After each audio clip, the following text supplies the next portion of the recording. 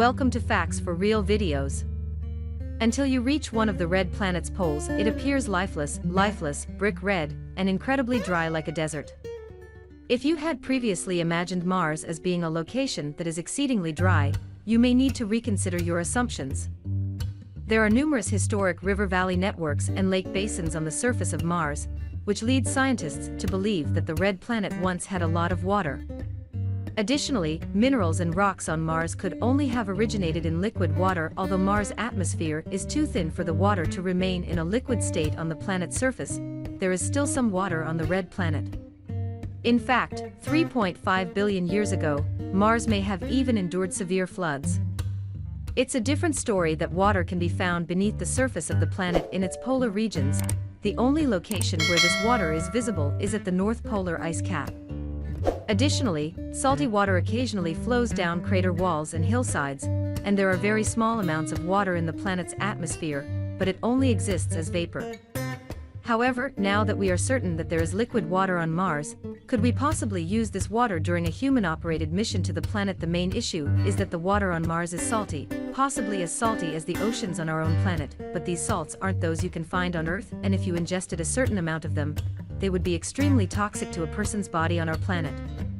These salts are formed as byproducts of rocket fuel, as well as in road flares and fireworks naturally, and they only occur in very dry areas if there aren't specific bacteria to break. However, in theory, it is possible to purify even such water.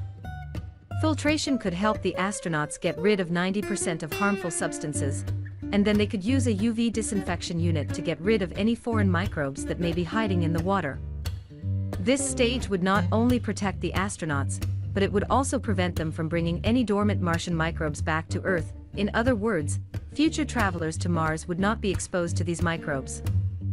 Now I have another question. If there is water on Mars, could there also be water on other worlds in our solar system? If so, let's go explore some of them.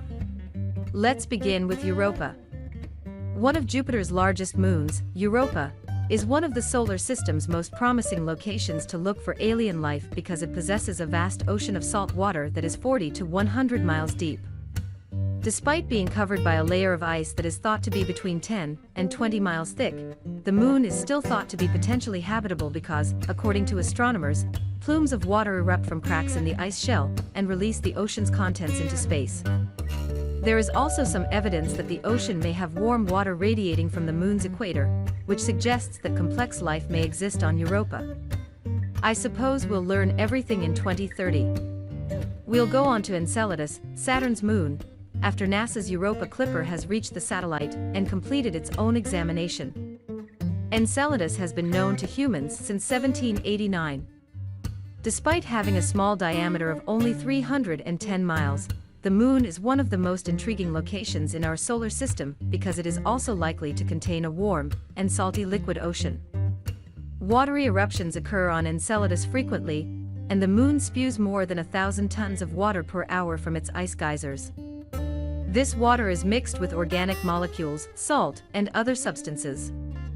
According to astronomers, Saturn's tidal influence may have contributed to the ocean's warmth by causing hydrothermal activity to occur. There are other locations in the solar system that may hold surface water, although this hasn't been confirmed yet.